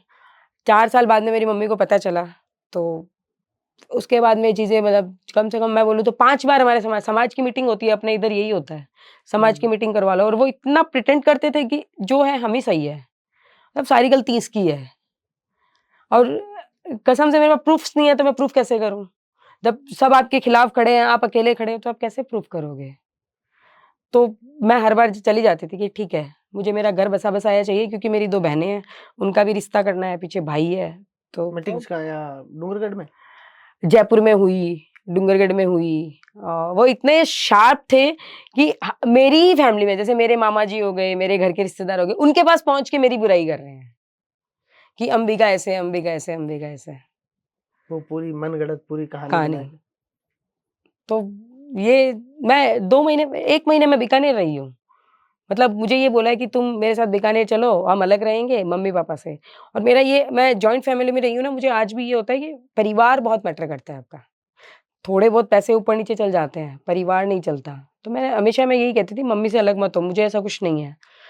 सेविंग भी थी थोड़ी बहुत, तो बोला नहीं हमें मम्मी-पापा से कुछ नहीं लेना, उनका जो है उनका रख रहने दो। काफ़ी सारे उनके एफडीज़ वगैरह चल रहे थे। ख़ैर मैंने कभी उसमें इंटरेस्ट दिया ही नहीं, मैंने पैसों को तवज्जो देती तो मैं कुछ और ही होती। तो मेरे पास जो पैसे थे बोला हम अपना नया घर बसाएँगे, यहाँ बीकानेर जस्सू गेट के पास मेरा एक फ्रेंड था यहाँ पे और मेरी एक कज़न मौसी है, मतलब वो रियल नहीं है अदर कास्ट में है लेकिन उन्होंने कभी रियल से कम नहीं माना कि हैं वो अच्छा। मेरी नानी माँ के गोद लिए हुए थे ऐसे। तो आज भी उनका पूरा रिलेशन निभता है मतलब अच्छे से कि वो मतलब मेरी 4 मौसियाँ नहीं 5 मौसियाँ हैं, ऐसा है। तो वो यहीं रहते थे, उनका बेटा वगैरह। तो मेरा सामान सारा यहीं पे छोड़ के और बोला मैं डूंगरगढ़ जा रहा हूँ, तुम घर देख लेना, घर मिल जाए तो मुझे फ़ोन कर देना, मैं आ जाऊँगा। अब मैं क्या बोलूँ मैं बहुत चुप रहती थी, अलग एक लड़की थी मतलब पहचान नहीं सकता कोई कि ये वो वही लड़की है क्या? तो मेरे फ्रेंड ने और उन मतलब मासी ने बहुत हेल्प करी और यहीं पे मुझे एक घर दिलाया। घर दिलाने के बाद मैं यहाँ सेट हो गई थी और 1 महीना पूरे 13 फरवरी से लेके 13 मार्च 14 मार्च की होली थी, 13 मार्च तक मैं रुकी और अपने बीकानेर में होली का प्रोग्राम 15 दिन चलता है। तो अब मैं ना बीकानेर आके मैं बहुत हार गई थी। यहाँ पे आके भी मैंने ब्लाउज वगैरह सिलना स्टार्ट कर दिया था कि मैं अपनी सेल्फ अर्निंग कर लूँ, ताकि थोड़ा बहुत हम दोनों मिला के घर चला लें अपना। बट है ना, मुझे चीज़ें सही नहीं लगती थी कुछ भी। तो फिर वो वहां से आए वापस डूंगरगढ़ से यहाँ रहने? हाँ, वो फिर मैंने घर लिया तो वो यहाँ आ गए थे, फिर मेरे साथ रह रहे थे, लेकिन रह के भी नहीं रह रहे थे। मुझे मेरे सर पे हाथ रख के कसम खा, आप किसी के सर पे हाथ रखते हो ना, बहुत सोच समझ के कसम खाते हो। जानवर के भी सर पे हाथ रखो ना, बहुत सोच के रखते हैं कि कल को इसको कुछ हो ना जाए, कि मैं अपनी माँ से कभी बात नहीं करूँगा। तो मेरा यही जवाब था, मैं कसम से, मुझे पता है मैं गलत बोलूँगी तो मुझे जवाब देना है। तो मेरा यही जवाब था कि मैंने कभी मना किया नहीं है, मैं जीवन में कभी मना करूँगी नहीं। बाकी चॉइस आपकी है, क्योंकि अब मैं भी परेशान हो गई। वो प्रूफ नहीं होते थे, हर रोज़ शाम को बोलते थे कि मैं होली देखने जा रहा हूँ। मैं कहती थी मेरे को भी ले चलो, मैं घर में अकेले क्या करूँ, हम 2 ही तो रहते हैं। नहीं तू रुक, मैं आता हूँ। तो मेरी जो मतलब कज़न है ना, उस टाइम मैं कहती हूँ वो एक भगवान का रूप ही बन के आया होगा, मुझे नहीं पता। तो उसने बोला कि देख तुझे प्रूफ देना पड़ेगा। प्रूफ नहीं देगी, तेरे पे आज भी तेरे घर वाले खिलाफ है और हमेशा खिलाफ रहेंगे और तू ऐसे ही मरती रहेगी। तो मैंने कहा मेरे को कुछ पता ही नहीं है, मैं क्या करूँ? तो उसने क्या किया, फ़ोन ट्रेस किया था। मतलब मेरे हस्बैंड के फ़ोन को ट्रेस करके मेरे फ़ोन में कनेक्ट किया था, और कुछ एक पेड चार्जेस थे, वो सारा उसी ने किया। मेरे पास पैसे ही नहीं थे, खत्म हो गए थे। यहाँ हमने पूरा नया घर बसाया, ज़ीरो बैलेंस हो गया था मेरा। अब जब वो फ़ोन बाहर जाते हैं मुझे होली का बोल के, वो होली पे नहीं जाते, वो फ़ोन पे बात करते हैं। उसकी हर नोटिफ़िकेशन मेरे पास आती है। अच्छा। और पहली ही नोटिफ़िकेशन ऐसी थी कि मुझे मतलब मैं ऑन कैमरा अगर मतलब मेरे मुँह से गाली भी नहीं निकलती वो। माँ बेटे आपस में बात कर रहे हैं, गालियाँ निकाल रहे हैं। वो हरामजादी है, कुत्ती है, कुछ एक्स्ट्रा लेवल की। हम मेरे पैरों तले से ज़मीन खिसक गई। मैंने कहा डबल गेम कैसे खेल रहे हो आप? तो वो कॉल की रिकॉर्डिंग भी आप सुन सकते थे? कॉल की रिकॉर्डिंग आती थी मेरे पास। अच्छा। फ़ोन लकीली मैंने ही गिफ्ट किया हुआ था उस टाइम उनको। तो कॉल की रिकॉर्डिंग आ रही है मेरे पास में, 1 आई, 2 आई, 3 आई, 4 आई, काफ़ी सारी आई। 11 मार्च की रात थी, जब साढ़े 10 पौने 11 बजे से थे, तो मेरे को ये बोला जस्सू सर गेट पे होली का है और लठमार होली है, मैं जा रहा हूँ। मैंने कहा मुझे भी ले चलो। बोले तुम वहाँ क्या करोगी? लठमार है, ऐसे-ऐसे करके है। कोई बात नहीं। 11 बजे वो गए थे, 11 बज के 15 मिनट पे एक नोटिफ़िकेशन बजती है और वो 15 मिनट की रिकॉर्डिंग थी। मैंने वो सुनी। आप बिलीव नहीं करोगे, वो ऐसा प्रूफ़ था मेरे पास में कि उसके बाद में जो मेरे खिलाफ थे ना, उन्होंने मुझे फ़ोन करके बोला कि तू अब यहाँ से चली जा, अब तुझे यहाँ रहना ही नहीं है। दुनिया चाहे जो बोले, संसार चाहे जो बोले, तुझे तेरी ज़िंदगी चाहिए तो यहाँ से चले जा। तो उसके अंदर ये मैं ऑन कैमरा बता रही हूँ, उसके अंदर ये था कि है ना, होली है परसों और कल मिठाई बाहर से ले आना, खाना भी बाहर से ले आना और उसमें कुछ डलवा के ले आना। मतलब मैं पूरा क्लियर तो क्या ही बोलूँ, इतने समझदार सब होते हैं। खाएगी और सोएगी तो सोती रह जाएगी, हमारा पीछा छूटेगा। और मौत से सबको डर लगता है। आखिर मुझे तो डर उस टाइम लग भी नहीं रहा था, क्योंकि मैंने खुद ही सुसाइड अटेम्प्ट किए हैं, तो मुझे क्या ही डर लगेगा। मैं तो खुद भगवान से मौत ही माँगती थी कि इस ज़िंदगी से बेहतर है आप मुझे मौत दे दो। बट वो हर बार सुसाइड से मुझे बचा लेता था, पता नहीं क्यों। एक बार तो मैं आपको बताऊँ तो मच्छर मारने की कॉइल आती है ना, मतलब कोई बिलीव ही नहीं करेगा उस बात पे। 3 कॉइल एक साथ खा ली थी मैंने, और कुछ नहीं हुआ। मैं खुद कहती थी क्यों बचा रहे हो? उसका कोई रिएक्शन नहीं हुआ? कुछ फ़र्क ही मतलब मैं कह रही हूँ ना, 3 साल तो मैं खाली वो ले रही हूँ, टैबलेट्स ले रही हूँ फिनेक प्लस। तो मेरी बॉडी ने मूवमेंट करना ही बंद कर दिया कि उसके अंदर कुछ है, कुछ भी आप डालो तो वो ठीक है, वैसे ही है। रिएक्शन ही नहीं है, ना खाना, ना पीना, ना कुछ और, ना सर्दी, ना गर्मी। तो वो जो टाइम था, वो मैंने रिकॉर्डिंग मेरे मामा जी को भेजी। नापा सर मेरा ननिहाल है, मैंने मेरे मामा जी को भेजी। मामा जी थोड़े से गुस्सा थे, नाराज़ थे मेरे, बोले मुझे नहीं सुनना ये सब। तो मैंने मेरे मामी जी को फ़ोन किया। मैंने कहा मामी जी भांजी ज़िंदा चाहिए तो सुन लेना, एक बार मामा जी को सुना देना। मम्मी तो मेरी दूर है, और मैं अगर मम्मी को ये भेज दूँ, मेरी मम्मी को क्या है, दाँत जुड़ने की प्रॉब्लम है। अच्छा। तो हम उनको ऐसी कंडीशन में वो चीज़ नहीं भेज सकते, बहुत थोड़ा-सा ऐसे रहता है। तो उन्होंने सुनी, मामी जी ने आधी सुनी, फिर मेरे मामा का लड़का, मैंने उसको बोला, मैंने कहा पूरी सुन लेना, पता चल जाएगा। अ, तो उसने मामा जी को ज़बरदस्ती सुनाई थी और उन्होंने आधी ही सुनी, पूरी आज तक भी वो नहीं सुन पाए हैं। और मेरे पास तुरंत कॉल आता है कि तुझे कल सुबह पहली बस से जयपुर जाना है, अब जो होगा मैं देख लूँगा। ये एक वर्ड था उनका कि अब नहीं रहना। हालाँकि मेरे दादाजी की फैमिली में कई लोग थे जिन्होंने बहुत, उसके बाद एक और मीटिंग बैठी। उस 15 लोगों की मीटिंग में मेरे ससुर जी मेरे ऊपर हाथ उठा रहे हैं, आप सोचो, तो मैं उस घर में सेफ कैसे हूँ फिर? नहीं, इस रिकॉर्डिंग के बाद भी फिर मीटिंग? इस रिकॉर्डिंग के बाद मैं जयपुर चली गई, फिर एक मीटिंग और होती है। मैंने ये बोला मुझे डाइवोर्स चाहिए अब मुझे कुछ दो या नहीं दो, मुझे आज़ाद कर दो इस रिश्ते से, मैं अब बस। तो बोला एक मीटिंग रखते हैं, कुछ हमारे घर के लोग थे और उनके घर के थे, डूंगरगढ़ का एक बंदा था। मैं ऐसे लोगों को मैं कभी माफ़ नहीं कर सकती, जो सब कुछ जानते हुए, आपको सब कुछ पता है, आप अनजान का भी उसमें साथ दोगे, बट सब कुछ जानते हुए आप किसी गलत का साथ दे रहे हो, तो फिर आप इंसान कहलाने लायक नहीं हो। तो मतलब डबल बेड लगा हुआ था, ऐसे मीटिंग चल रही थी, 15 लोग थे उसमें। ऐसे साइड में ससुर जी, बीच में मेरे मामा जी थे, मैं साइड में थी। तो मेरे दादाजी सामने बैठे थे सोफे पे। तो वो उन्होंने क्या, मेरे पापा ने जो भी ज्वेलरी वगैरह दी थी ना, वो चेन वेन बेच दी थी उन्होंने बीच में। अच्छा। तो मेरे दादाजी ने एक ही सवाल किया कि मेरी पोती की चेन कैसे बेची आपने? आपको ये हक किसने दिया? तो मेरे ससुर जी मेरे मामा जी के आगे से उठ के आके मेरे ऊपर हाथ उठाने लगे। तो मेरे मामा जी ने बोला खबरदार, अब बस। तो मैं हाथ तोड़ के हाथ में रख सकता हूँ अब? मुझे बोला हम ले जाने के लिए तैयार है, आपको फ़ोन नहीं देंगे, आपको घर से बाहर नहीं निकलना, आपको डूंगरगढ़ में मेरी 4 मासियाँ हैं, आपको किसी मासी के घर पे नहीं जाना, आपको कहीं बाहर नहीं जाना, फंक्शन में नहीं जाना। मैं ये कहती हूँ मेरे पापा ने तो एक बार बोल दिया था कि एक बार और कोशिश करके देख लो, लेकिन मेरे मामा जी ने ये बोला था कि रख सकते हो तो रख लो, नहीं रख सकते हो तो मैं रख लेता हूँ। बट ये मुझे इतना पता है कमा के खुद ही खा लेगी। और वो दिन का दिन था, और उसके बाद तो मैंने कभी शक्ल भी नहीं देखी। अब आप फिलहाल जयपुर ही रहते हैं? अब जयपुर, मेरा पूरा प्लान जयपुर है। और मैं शुक्रिया करती हूँ महाकाल का कि वो ज़िंदगी दिखाई, तब मैं कुछ अलग जगह पहुँच पाई, नहीं तो मैं वहीं रह जाती। कहते हैं ना 4.5 साल आप इतना जल्दी कवर नहीं कर सकते। थोड़ा-थोड़ा टाइम लगेगा उसको वापस रिकवर होने में। नहीं, मैं रिकवर हो चुकी, मैं उन चीज़ों को याद भी नहीं करती। मतलब मैं लिटरली बता रही हूँ, एक पैसा नहीं मिला मुझे, एक कपड़ा नहीं मिला मुझे, जो कुछ था सब ज़ीरो से शुरू किया मैंने। ज़ीरो बैलेंस से आज मतलब इस स्टेज तक या जो स्टॉक तक जो भी था, वहाँ तक था मेरा। लीगल डिवोर्स हो गया अब? हाँ, लीगल कंप्लीट, क्योंकि मुझे लीगल चाहिए था, तो मैंने उसको लीगल करवा दिया। उसमें भी बहुत पंगे किए उन्होंने, बट हो गया फाइनली। जो स्टॉक वालों ने आपसे कांटेक्ट किया था या आपने कांटेक्ट किया था उनसे? नहीं, वो कॉन्टैक्ट मतलब वहाँ से कॉल आया था, तो मुझे पहले तो ऐसा लगा फ्रॉड हो सकता है, क्योंकि अच्छा। फ्रॉड बहुत चलता है। तो मतलब मैं जल्दी से ऐसे, मुझे खुद को ही बिलीव नहीं हो रहा था। पहली बात तो ये है कि मुझे सच में ही बिलीव नहीं हुआ कि मुझे वो 10 मिलियन का चैनल मुझे कैसे इनवाइट कर सकता है। तो मैं उस टाइम मार्केट में थी मम्मी के साथ में, तो मैंने मम्मी को बोला मुझे जो स्टॉक से कॉल आ रहा है, तो मैंने उनको ये बोला मैं घर पहुँच के बात करती हूँ। लिटरली मैंने कुछ नहीं लिया वहाँ से, मैंने कहा मम्मी हम कल आएँगे, कल देखेंगे, घर पहुँच के बात करते हैं। तो घर पहुँच के हमने बात करी, तो पूरी बात हुई। गनगौर का समय चल रहा था, तो मतलब बात हुई, पूरी सारी चीज़ें हुई, फिर टाइम फिक्स हुआ। कभी फिर टाइम में भी बहुत टाइम लग गया था कि कभी उनका नहीं बैठ रहा था, कभी मेरा नहीं बैठ रहा था।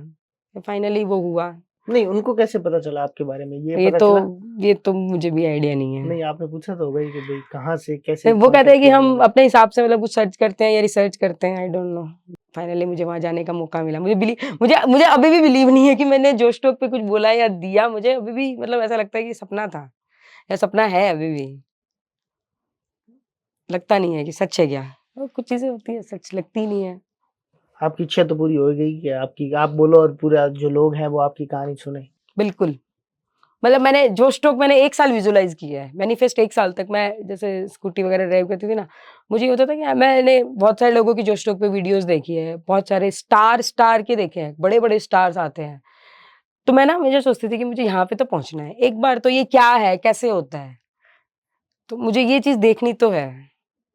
तो मैं वहाँ पे मतलब मेरी जीवन में कुछ चंद लोग हैं, लिमिटेड लोग हैं, 4-5 लोग हैं, जो मतलब आप जिनको जाके बोलो गलती से आप बोलो ना कि अंबिका ऐसी है, तो आपको पलट के 10 जवाब दे देंगे वो। अच्छा। तो मैं ग्रेटफुल हूँ, मुझे भीड़ नहीं चाहिए। और वो जो 4 लोग हैं ना, वो आज भी खड़े हैं। मतलब बस आप गलती से जाके बोल दो कि अंबिका ऐसी है। हाँ, आपको ऑटोमेटिक वो जोराट के अंदर भी है, जयपुर में भी है, और भी है। मतलब मैं सब जगह 1-2 लोग हैं। इतना ही चाहिए, भीड़ नहीं चाहिए, इतना ही चाहिए। वो अनुभव कैसा रहा आपका जो स्टॉक वाला? वो बोल रही हूँ ना, एक नेक्स्ट लेवल एक्सपीरियंस था। मुझे 4-5 दिन तो मुझे सपने से बाहर आने में लगे कि सच है क्या ये कहानी। फिर मेरी रिलीज़ भी बहुत मेरी जो टॉक रिलीज़ हुई थी बहुत अच्छे दिन हुई थी, मदर्स डे वाले दिन हुई थी। अच्छा। तो मैं उस टाइम अपने कुलदेवी के दर्शन करने जा रही थी, रात को 9 बजे करीब मेरे पास मैसेज आया था कि आपकी टॉक हम कल रिलीज़ कर रहे हैं। मुझे तभी भी लगा था कि होगी उसके बाद में, मतलब कुछ बड़ा सपना देखते हो तो लगता है आपको कि सच है क्या ये? ये वीडियो देखने के बाद घर वालों का, आसपास वालों का कोई विशेष रिएक्शन? कुछ लोगों के तो इतने खतरनाक रिएक्शन थे कि मैं क्या ही बताऊँ आपको, मतलब मेरे पास शब्द ही नहीं है कहने के लिए कि कुछ इतने खुश हुए, हमारी सोसाइटी के सारे लोग बहुत खुश हुए कि यार हमारी सोसाइटी से कोई जोश टोक तक पहुँचा है। मतलब जयपुर में हम जहाँ रहते हैं, वहाँ के जिन लोगों को भी पता चला ना, हर किसी का यही था कि यार बहुत अच्छा लगा सुन के कि हमारी सोसाइटी से कोई वहाँ तक पहुँच गया। बट कुछ ऐसे हमारे प्रियजन थे जिन्होंने इतना बड़ा बवाल मचाया कि उसे निकलने में 20 दिन लग गए थे मुझे। अच्छा, जोश टॉक के बाद में? हाँ, कि कैसे बोल सकते हो आप? भैया मैंने जी है वो ज़िंदगी, मुझे पता है।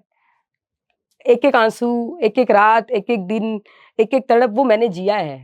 तो मुझे पता है उस चीज़ का। और मैं इन हर बात को जो भी मैं ऑन कैमरा, मुझे पता है सोशल मीडिया ऐसी चीज़ है जहाँ कंट्रोवर्सी होने में 2 मिनट भी नहीं लगता, 2 पल भी नहीं लगता। तो मैं ऑन कैमरा कुछ बोलूँगी ना तो बहुत सोच समझ के बोलूँगी। मुझे पता है यहाँ पे क्या हो सकता है, क्योंकि पता नहीं उसको कौन सुनने वाला है। इसीलिए। मैं जब भी कुछ बोलती हूँ यही बोलती हूँ, कुछ चाहिए ना मेरे से आके प्रूफ़ माँगो, जिया मैंने है। और मैंने एक बात कही थी स्टार्टिंग में कि यूनिवर्स बहुत कुछ देती है। आप हम दोनों की पोज़ीशन देख लो ना, मैं कहाँ हूँ और वो कहाँ है। वो तो आज भी डूंगरगढ़ में रहते हैं, पर वो है कहाँ वो देख लो आप जाके, आपको पता चल जाएगा। क्योंकि है तो कहीं न कहीं रिलेशन में, और उन्हीं के रिलेशन वाले मेरी मौसी को कहते हैं कि आपको पहले पता नहीं था क्या? आपने ऐसे घर में अंबिका जैसी लड़की को क्यों दिलाया? मतलब उनके रिश्तेदार ही ये बात कहते हैं कि आपने उस लड़की को यहाँ क्यों दिलाया? अब बात होती है उन मौसी से? अब मेरी तो मैं अभी जाके आई हूँ, रिसेंट उनका गृह प्रवेश था, जून के अंदर। अच्छा, पूरी फैमिली वहीं है, सब कुछ वहीं मिलते हैं। तो फिर उनकी फैमिली भी आई होगी वहाँ? नहीं, बोलचाल ही नहीं है उनसे, अच्छा, अब मासी की भी उनसे बोलचाल बंद हो गई? बिल्कुल। मासी की क्या, उनके खुद के परिवार से उनकी बोलचाल वो चीज़ नहीं हो रही है। तो मासी तो बहुत अलग रह गई। मैं जाती हूँ आज, आपने अगर कुछ गलत नहीं किया है ना, आप सर उठा के जा सकते हो 10 लोगों के बीच में। अभी भी जाते हैं। और फिर मेरा प्लान है, मतलब ऐसा होता है कि वहाँ जाएँगे तो जाएँगे ही जाएँगे। बिल्कुल जाती हूँ। मैं 2-3 नाम जो मैंने सुने, मैं उनके बारे में थोड़ी-थोड़ी बात करना चाहूँगा आपसे कि उनका क्या रोल रहा इस पो जो पूरी जो कहानी है, अगर उसको हम एज़ ए कहानी देखें तो, जिसमें एक तो आपकी बुआ जी कंचन बुआ। देखो, वो ऐसा है उनका कि वो मेरी रियल बुआ नहीं है, मैं आपको सही बताऊँ तो। जैसे पापा की अच्छा, रियल सिस्टर नहीं है वो। अच्छा, अच्छा। वो सोनी है, और हम लोगों का कनेक्शन हुआ था जोराट के अंदर, हम जोराट में मिले थे। उनकी तो छोटी गुड़िया है, और मेरे जो भाई-बहन थे, वो उनकी गुड़िया और मेरे भाई-बहन एक ही स्कूल में जाते थे। और फिर वो ना कहते हैं ना सुनार बहुत क्यूट होते हैं, गोरे-चिट्टे होते हैं, तो हम लोगों को ना उनकी गुड़िया बहुत क्यूट लगती थी, छोटी-छोटी थी। हुँ, तो वो लोग घर पे ले आते थे, वो आंटी भी वर्किंग थी उस टाइम में, जैसे मेहंदी वगैरह लगाना या बुटीक का काम करना। तो वहीं से हमारा कनेक्शन बना। फिर वो लोग खाली 6 बहनें हैं, भाई है नहीं। तो रिलेशन ऐसे, कुछ रिलेशन ऐसे होते हैं जो है ना खून से 1000 गुना बढ़ के होते हैं। मैं 1000 नहीं, करोड़ गुना बढ़ के होते हैं। तो उन्होंने एक दिन ऐसे ही बोला कि मम्मी को कि मैं ना, पापा के लिए बोला कि मैं भाई जी ना भाई बनाऊँ। तो मम्मी ने बोला बना लो, भाई आपको निभाना है, इनको निभाना है। दोनों में अंडरस्टैंडिंग होनी चाहिए। उस रिश्ते को आज हमारे 23-24 साल हो गए। 23-24 साल? 24 साल करीब एप्रोक्स आप मान के चलो, और 24 साल सगे भाई-बहन का रिश्ता नहीं चलता। तो वो एक अकेली बंदी ऐसी थी, जब मेरा ये जितना भी छापा हुआ, डाइवोर्स वाला हुआ, लड़ाई झगड़े हुए, इवन उन्होंने इतना तक बोला था वहाँ जाके शॉप पे कि आपकी और अंबिका की प्रॉब्लम है। मतलब मेरे हस्बैंड को बोला था कि नारायण जी आपकी और अंबिका की प्रॉब्लम है, आप दोनों आपस में बैठ के सुलझा लो। इसमें ना तो हम कुछ करेंगे, ना उसके मम्मी-पापा, ना आपके मम्मी-पापा। सच है, ज़िंदगी आप दोनों को निकालनी है, तो अंडरस्टैंडिंग आप दोनों की होनी चाहिए। तो मुझे आज भी याद है, वो अकेली स्कूल छोड़ के, वो स्कूल में जॉब करते हैं, स्कूल छोड़ के अपनी छुट्टी करके उनको समझाने गई। तो आप बिलीव नहीं करोगे, वो उनको कंचन आंटी को कहते हैं कि ना अंबिका के पापा को बोलो कि आके मेरे कदमों में ना सर झुका के माफ़ी माँगे। अच्छा, तो वो इस मामले में बहुत खतरनाक है कि रिश्ता तो दिल से निभता है ना। तो उन्होंने बोला कि आप बोल भी दोगे और भाई जी आ भी जाएँगे ना, पापा को भाई जी बोलते हैं वो, भाई जी आ भी जाएँगे, तो भी मैं झुकने नहीं दूँगी, क्योंकि मेरी छोरी है ना, खरा सोना है। वो इस लेवल तक साथ खड़ी रही थी। जहाँ सब खिलाफ थे वहाँ वो खड़ी थी। जहाँ सभी कह रहे थे अंबिका गलत है, वहाँ वो कह रही थी कि कैसे गलत है, साबित करो। उनका बहुत अच्छा बहुत बड़ा रोल था। मैं जोश टॉक में ऑब्वियस है, जो मेरी लाइफ में मैंने कहा ना कुछ एक है, 5-7 लोग ही है, लेकिन वो ऐसे हैं जो 5-7 करोड़ के बराबर है। एक और नाम था उसमें, लोकेश भैया। उनका भी बहुत बड़ा रोल है। उनका भी हमारा करीब ये लगभग 22-25 सालों वाले रिलेशन है हमारे। अच्छा। तो उनको लेके भी कई सारी चीज़ें करी, कंट्रोवर्सी कर दी लोगों ने। तो उनकी अपनी फैमिली है। अब मेरा आपके साथ रिलेशन है, तो और या आपका हमारी फैमिली के साथ रिलेशन है, तो एक हाथ से ताली नहीं बज रही है, दोनों तरफ से रिश्ता निभता है। तो उनका भी बहुत बड़ा रोल था, डायरेक्ट सेलिंग में लाने वाले मुझे वही थे और अच्छा। वहाँ से चीज़ें सिखाया उन्होंने, कई सारी चीज़ें करी। तो हमेशा मुझे मोरली मुझे बहुत बड़ा सपोर्ट मिला उनका। मैं उनको सब मानती हूँ, गुरु, मेंटर, बड़े भाई, तो वो सब है, मम्मी-पापा वो सबका रोल निभाते हैं। उनका भी बहुत काफ़ी सारा रोल था मेरी लाइफ के अंदर। अब क्या प्लानिंग है आपको? अब क्या करना है? क्या रह गया? क्योंकि आपका एक सपना तो पूरा हो गया, अभी तो शुरुआत हुई है बोलने सर। वाला। दूसरा पूरा हो गया, घर वाला, जो आपने अभी फ्लैट ले लिया जयपुर में। बिल्कुल, अब बाकी क्या रह गया? क्या करना चाहते हो और आप? अभी तो शुरुआत हुई है, मैं ये कह रही हूँ। नहीं, शुरुआत तो हुई है, एक गोल तो होता है ना कि भई हमें यहाँ तक तो जाना ही है। कम से कम इतना तो चाहिए ही चाहिए, बाकी तो बाद की बात है। अगर मैं एज़ पैसों के मामले में बोलूँ ना, तो कोई भी इंसान को देख लो, अंबानी को भी मतलब ऐसा है कि और चाहिए। और चाहिए। हुँ। तो पैसों में तो मैं उस चीज़ में जाऊँगी नहीं। लेकिन हाँ, लाइफ़ के अंदर कुछ ऐसी जैसे मैंने अभी एक नया स्टार्ट किया है कि जो भी मतलब मुझे ना धार्मिक जगहों पे जाना बहुत अच्छा लगता है, वहाँ की कहानियाँ जानना, चीज़ें करना। तो अभी रिसेंट मैंने स्टार्ट किया है, तो महाकाल की कृपा रही तो वो चल जाए। मंदिरों के बारे में लोगों को जानकारियाँ देना। अब देखो आप कुछ मतलब अतरंगी करते हो ना, 2 सेकंड लगते हैं आपको वायरल होने में। 2 सेकंड भी नहीं लगते, अब वो लोग फटाफट धड़ाधड़ वायरल कर देते हैं। अब कुछ ऐसी चीज़ें करते हो तो समय लगता है, बट कोई दिक्कत नहीं है, मुझे वो एक्सेप्टेड है। वही तो बात है, सीरियस और पॉजिटिव चीज़ में थोड़ा-थोड़ा टाइम लगता है। नेगेटिविटी 1 मिनट में फैल जाती 1 है। सेकंड, सेकंड भी नहीं लगती, बहुत लंबा टाइम है सेकंड भी, तो वो है। अभी रिसेंट वो स्टार्ट किया है और बाकी तो जो चल रहा है, कुछ चीज़ें बची है लाइफ में अभी भी, वो करना है। अभी तो पेरेंट्स के बहुत सारे सपने पूरे करने हैं स्पेशली, क्योंकि हमारे पेरेंट्स मैं स्पेशल तो मेरी मम्मी है। मतलब वो जो बंदी है ना, उनको आप देखो तो ऐसा लगता है कि उनको देख के कभी भी ये नहीं लगता कि वो पढ़ी-लिखी नहीं है या फिर है ना मतलब जैसे कुछ वर्किंग नहीं करती। सब यही बोलते हैं कि प्रोफ़ेसर है, एज़ अ प्रोफ़ेसर उनको मतलब ट्रीट करते हैं। इतनी अच्छा। स्मार्ट लगती है और यहाँ तक पहुँचाने में सबसे बड़ा रोल उनका है। तो बिल्कुल उनके बहुत सारे सपने हैं, अभी तो उनको बहुत सारी चीज़ें कराना है, 12 ज्योतिर्लिंग, 4 धाम, सब कुछ बाकी पड़ा है अभी तो। तो उनको वो करवाना है, उनकी हर ख्वाहिश पूरी हो। अ, क्या करना मेरे को लाइफ़ में एक चीज़ बची है अभी, कि जो करना है आप अपने पेरेंट्स के लिए करो। आपने दुनिया के लिए करके देख लिया, आपको क्या फल मिला वो तो सामने है। तो एट लीस्ट पेरेंट्स के लिए करो ताकि आशीर्वाद तो मिले। तो बस वो पेरेंट्स वाला है कि उनके ज़ुबान से जो निकले वो पूरी करवा दे भगवान, इतनी हिम्मत दे मुझे। बस जो वो चाहते हैं वही वो हो करना है। जाए बस, उनको जो चाहिए वो मिल जाए, इतनी हिम्मत दे। जैसा अभी आपने कहा कि चाहे अंबानी हो, चाहे कोई भी हो, पैसा सबको चाहिए और जितना है सबको कम लगता है। बिल्कुल। और 2 चीज़ें कही जाती है नॉर्मल कि भई अपना दुःख सबको बहुत बड़ा लगता है और अपनी समस्या खुद को सबको बहुत बड़ी लगती है और पैसे जो है वो सबको अपने बहुत कम लगते हैं सही बात है। और दूसरे का दुःख या परेशानी बहुत छोटी लगती है। तो आपकी लाइफ़ बड़ी उतार-चढ़ाव वाली रही। आप पहले जैसा आपने बताया कि गत्ते के जो वो होते हैं कट्टे उन पे सोते थे और उसके बाद आप अभी बहुत अच्छा आपने फ्लैट ले लिया जयपुर में।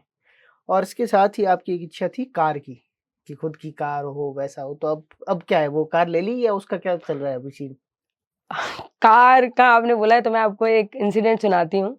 मेरे को ना हमेशा से कार का बहुत शौक है। मैं घर में भी यही बोलती थी कि घर से पहले मुझे गाड़ी चाहिए। लोगों का होता है कि गाड़ी से पहले घर हो। मुझे ये था कि घर से पहले गाड़ी चाहिए। अच्छा। तो मैं उस टाइम मैं अपने ससुराल में थी। मैं एक इंसिडेंट बताती हूँ कि सपने देखने के लिए लोग क्या मतलब किस हद तक जाते हैं। मुझे आज भी याद है 31 दिसंबर था, न्यू ईयर 1 जनवरी को होता है, उस दिन बेसिकली हम न्यू ईयर मनाते हैं। तो 31 दिसंबर को ना मैं जॉब से आई थी, जब मैं होंडा में काम कर रही थी। ससुराल ही थी उस टाइम की बात बता रही हूँ। तो मैंने ना आके ऐसे ही बोला कि मतलब हम प्लानिंग करते हैं, हमेशा आगे की सोच के प्लानिंग करते हैं। तो मैंने कहा कि मेरे पास 6 महीने की सैलरी हो जाएगी तो मुझे उस टाइम ना एक गाड़ी आती थी डस्टर निशान। निशान की डस्टर गाड़ी आते थे, मेरी ना वो फेवरेट हुआ करती थी कि यार अच्छा। गाड़ी चाहिए तो यही चाहिए मुझे। तो मैंने ना ऐसे ही बोला नॉर्मल कि नॉर्मली सबके साथ बात करते हैं, सपने शेयर करते ही हैं। मैंने भी किया, हम रूम में थे, बात कर रहे थे कि ना मुझे ये गाड़ी लेनी है। उस टाइम तो मुझे मेरे हस्बैंड ने कुछ नहीं कहा। मैंने प्लानिंग बताई थी कि 6 महीने बाद इतने पैसे हो जाएँगे, ऐसे करके अपन 6 महीने बाद में मतलब जून-जुलाई तक हम ये गाड़ी ले लेंगे, तो सबके लिए अच्छा हो जाएगा। तो उस टाइम तो मुझे कुछ कहा नहीं। दूसरे दिन 1 जनवरी का दिन, अब नया साल होता है, सब हँसी-खुशी मनाते हैं। सुबह 6 बजे मतलब मैं साढ़े 5, 5 साढ़े 5 में उठ जाया करती थी। 6 बजे तक मेरे हस्बैंड उठ के मम्मी-पापा के पास गए। मुझे नहीं पता उन लोगों की क्या कन्वर्सेशन हुई और मतलब उस कन्वर्सेशन में इतना हो गया कि मतलब मेरी सास ने ये बोला कि इसके मम्मी-पापा को फ़ोन कर और घर पे बुला। सुबह 7 बजे मेरी मम्मी ने चाय भी नहीं पी थी, मेरे मम्मी और पापा को बुलाया और बुला के आप बिलीव नहीं करोगे लोग सपने देखने पे इस तरीके से रिएक्ट कर सकते हैं। सुबह 7 बजे न्यू ईयर वाले दिन, मैं वो दिन मेरे जीवन में कभी नहीं भूल सकती। तो मैंने ना उस चीज़ को लड़ाई का रूप दे दिया, इसको सपने हैं, इसको गाड़ी चाहिए, इसको ये चाहिए, कभी बाप के घर में गाड़ी देखी है क्या? देखता कोई भी नहीं है पहले। कोई भी नहीं देखता पहले, हर कोई सपना देखता है। जोश टोक का भी मुझे पता नहीं था कि मैं पहुँचूँगी, पर मैंने सपना देखा था 2 साल से लगातार, मुझे पहुँचना है। वो चीज़ सेम चीज़ थी मेरे साथ। मैं रोने लग गई थी, मैंने कहा मैंने इतना भी कुछ गलत नहीं बोला था। एक सामान्य सी बात थी, सपना तो सबका नॉर्मल होता बात है, है। सपना है। आज मेरा मतलब जयपुर में ऑब्वियस बात है, घर है हमारा। मेरे को आज भी ये है कि मेरे को ना एक एक घर लेना है, एक ऐसा घर जो मेरा ड्रीम हाउस हो। ये हमारा रहने के लिए है, जो हमने बचपन से आज तक पूरा मतलब हमारी ज़िंदगी पूरी हमने मेरे मम्मी-पापा ने इवन, हमारी तो क्या ही लाइफ़ है। हमारे पेरेंट्स ने पूरे 50 साल किराए के घर में बिता दिए, तो उनको वो घर मिला है, वो छत मिली है। बट मेरा सपना वो घर नहीं है, मेरा सपना एक अलग लेवल का है। ये तो केवल एक खाना पूर्ति है कि भई हाँ, ठीक है, रह सकते अब हैं। है हमारे पास। हाँ। एक ये है कि आपके पास परमानेंट एड्रेस है, बट ये वो चीज़ नहीं है जो मुझे चाहिए। वैसे ही सेम गाड़ी के साथ था कि ये नहीं है, नॉर्मल बात की थी और मैंने ले थोड़ी ली, मैंने पैसे दे थोड़ी दिए, मैंने बात की थी कि 6 महीने बाद लेंगे। मम्मी-पापा को बुलाया, लड़ाई करी, झगड़ा करा, मतलब ज़ोर से चिल्लम-चोटी हो गई। ये थोड़ा समझ नहीं आया मुझे। तो ठीक है, अब मेरी प्लानिंग है नेक्स्ट मतलब कार की ही प्लानिंग है अब तो वो लेनी है। कब तक ले लोगे आप? क्या प्लानिंग है उसकी? मेबी जल्दी। अब मैंने शुरू से एक बात कही है ना कि मैं वो चीज़ें कहती हूँ कि मुझे कोई 2 शब्द नहीं बोले। अगर मैंने कुछ खरीदा है या मैं कहीं जा रही हूँ ना, तो मेरे पीठ पीछे ये नहीं बोले कि ये चीज़ तो हुई नहीं और ये अपनी अय्याशियाँ कर रहे हो। थोड़ा-सा कुछ हो जाए बस माइनर सा बचा है, ज़्यादा नहीं है। उसके बाद मेरी नेक्स्ट कार की मैं लेने को आज ले सकती हूँ। मुझे कौन ईएमआई आएगी ज़्यादा से ज़्यादा, ईएमआई और 95% तो ईएमआई पे चल रहा है सबका, कौन कैश ले रहा है। किसी का बट नहीं चल रहा। मुझे नहीं लेनी वो, मुझे मेरे हिसाब से ज़िंदगी जीनी है, मैंने अपने उसूलों पे जिया है मैंने हमेशा। तो वो एक ऐसी बहुत सारी चीज़ें होती थी जब मेरे डाइवोर्स के टाइम पे भी मतलब मैं उनका नाम नहीं लूँगी फिर कंट्रोवर्सी में चला जाएगा। तो ना मैंने यही बोला था हमारी दादाजी की फैमिली के अंदर कि मेरे पास इतने प्रूफ है, मैं आपको रिकॉर्डिंग सुना रही हूँ ना, मैं आपको अगर ये बोल रही हूँ कि सर मेरे पास ये रिकॉर्डिंग है, आप सुन के तो न्याय कर सकते हो, कि तुम हाँ, गलत इतना बोल तो रहे हो या सही बोल रहे हो, इतना तो कॉमन सेंस है। तो मैंने ये बोला कि मुझे मैं सच्ची बता रही हूँ, मैंने एलिमनी नहीं माँगी, मैंने सामान नहीं माँगा, मैंने मेरा गोल्ड सिल्वर कुछ नहीं माँगा।